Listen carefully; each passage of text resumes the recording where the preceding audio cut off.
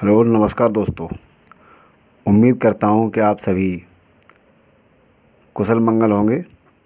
एक बार फिर से आपका स्वागत है मेरे यानी राम गोपाल के यूट्यूब चैनल जिसका नाम है RGS लीगल हब।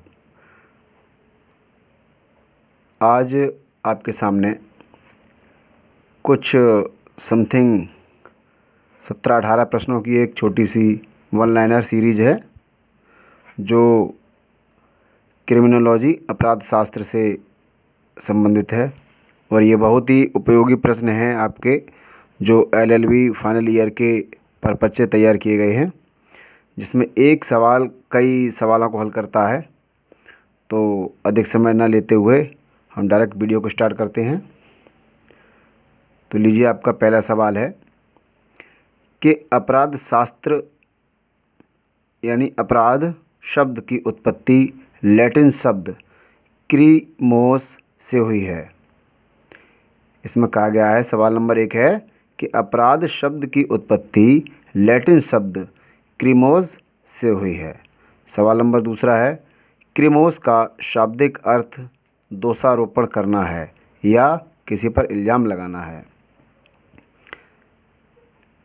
इसी के चलते अगला सवाल नंबर 3 है आपका, इटालियन अपराध शास्त्री गैरोफेलो गैरोफेलो ने अपराध को अनैतिक व हानिकारक कृत्य माना है जो समाज की तौर तरीक़ों के हिसाब से निंदनीय है। सवाल नंबर 4, 13 दिसंबर 2013 को IPC यानी इंडियन पिनल कोड भारतीय दंड संहिता की धारा 377 के तहत समलैंगिक यौन संबंध को अपराध घोषित कर दिया है। अगला सवाल है, सवाल नंबर 5, डॉक्टर कैनी के मतानुसार अपराध शास्त्र विज्ञान की वह शाखा है जो अपराध के कारणों व उनके विश्लेषण तथा अपराध के निवारण से संबंधित है। इसी में अगला सवाल है, सवाल नंबर 6, प्रोफेसर WA बोंगर के अनुसार अपराध शास्त्र को 5 उप शाखाओं में बांटा गया है या बांटा जा सकता है, जिसमें आपकी अलग अलग शाखाएं दी हुई हैं। जिसमें नंबर 1 है आपराधिक मानव शास्त्र, जिसको इंग्लिश में भी बताता हूं मैं, क्रिमिनोलॉजिकल एंथ्रोपोलॉजी।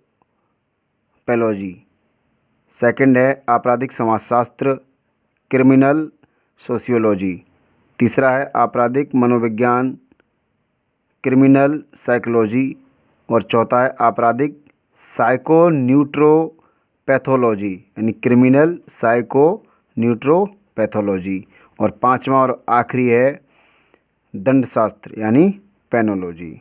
इसी के साथ अगला सवाल, 7वां सवाल है, फ्रीडमैन ने दंड विधि को नैतिक विचारों का भारमापक यंत्र माना है। अगला सवाल है, सवाल नंबर 8वां, कि डोनाल्ड टेफ्ट के अनुसार, ये जो अनु लिखा हुआ है आप देख रहे होंगे, यहाँ पर आपको एक शब्द दिखाई दे रहा होगा, ये जो लिखा हुआ है ये अनु का मतलब है अनुसार, अनुच्छेद मत समझ लेना। तो डोनाल्ड टेफ्ट के अनुसार अपराध के अंतर्गत अपराधों व अपराधियों का वैज्ञानिक पद्धति से अध्ययन होना चाहिए। यह डोनाल्ड टेफ्ट ने कहा है। दोस्तों, उम्मीद करता हूँ कि आपको मेरी भाषा आसान समझ में आ रही होगी। ये सवाल जो मैं आपके सामने रख रहा हूँ, ये कोई किसी मॉडल द्वारा नहीं लिए गए हैं। ये जो CLA central law agency Allahabad से जहाँ से बुकें छपती हैं, उस किताब से ये सारे के सारे सवाल निकाले गए हैं जो काफ़ी महत्वपूर्ण सवाल हैं। तो इसी के साथ अगला सवाल है, सवाल नंबर 9 है, CRPC 1973 में यानी बुक जो है CRPC 1973 में यानी उसकी धारा 357A 2008 में जोड़ा गया, जो 31 दिसंबर 2009 से प्रभावी है। अगला सवाल है सवाल नंबर 10वां। अपराध शास्त्र के मुख्य प्रणेता सेसेर बेकारिया हैं, जिन्होंने अपराध शास्त्र संबंधी सिद्धांत प्रतिपादित किया। अगला सवाल है सवाल नंबर 11। क्राइम एंड पनिशमेंट पुस्तक के लेखक बेकारिया हैं, वही बेकारिया सेसेर बेकारिया हैं, जो क्लासिकल विचारधारा से संबंधित हैं। और दोस्तों ये 11वां सवाल आपका 2 सवालों को हल करता है। यदि आपसे ये पूछा जाए ऑब्जेक्टिव में भी कि क्लासिकल विचारधारा से संबंधित कोई एक अपराध शास्त्री का नाम बताइए, जिसमें अगर नाम सेसेर बेकारिया आता है तो भी आपका एक नया सवाल बन जाता है। और अगर ये सवाल आता है क्राइम एंड पनिशमेंट नामक पुस्तक किसने लिखी है, तो भी इसमें नाम दिया हुआ है सेसेर बेकारिया। अगला सवाल है सवाल नंबर 12। स्वतंत्र इच्छा का सिद्धांत क्लासिकल विचारधारा का सिद्धांत है। अगला सवाल है सवाल नंबर 13। ज्यूरी पद्धति नियो क्लासिकल विचारधारा की देन है। अगला सवाल है सवाल नंबर 14। इटली के 3 अपराध शास्त्री सेसेर लाम्ब्रोसो, नंबर 2 एनरिको फेरी और नंबर 3 रैफेल गैरोफेलो, ये पॉजिटिव विचारधारा से संबंधित हैं। अगला सवाल है पॉजिटिव विचारधारा को इटालियन विचारधारा भी कहा जाता है। अगला सवाल है सवाल नंबर 16। अपराधी व्यक्ति जिसको इटैलिक भाषा में एल्यूमो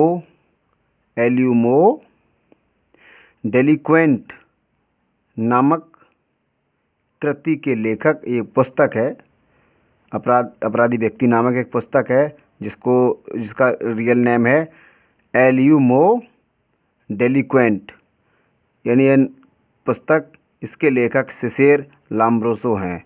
जो पुस्तक इनकी यह पहला संस्करण था जिसको 1876 में प्रकाशित पहली बार किया गया। अगला सवाल है आपका सवाल नंबर 17 कि जो अपराधी जन्मजात होते हैं ऐसे अपराधियों को एटाविस्टा की संज्ञा दी जाती है, जिसका मतलब है जन्मजात अपराधी। अगला सवाल है सवाल नंबर 18 कि जन्मजात अपराधी को कदाचिनिक अपराधी भी कहा जाता है। तो दोस्तों ये तो खैर मैं नहीं कहूँगा कि आप मेरे चैनल को सब्सक्राइब करें या बेल आइकन को दबाएं। यदि आपको ये सवाल पसंद आते हैं तो शायद उम्मीद है अब तक आपने मेरा चैनल सब्सक्राइब कर ही लिया होगा, और नहीं किया है तो कर लीजिएगा, क्योंकि जैसे जैसे नई वीडियोस अपलोड की जाएगी तो सबसे पहले आपके पास नोटिफिकेशन आएगा। ये आपके आगे भी बहुत काम आने वाले हैं, जिसमें आपके एपीओ वगैरह और पीसीएसजे से संबंधित भी ये सवाल काफ़ी महत्वपूर्ण हैं। धन्यवाद, बाय बाय।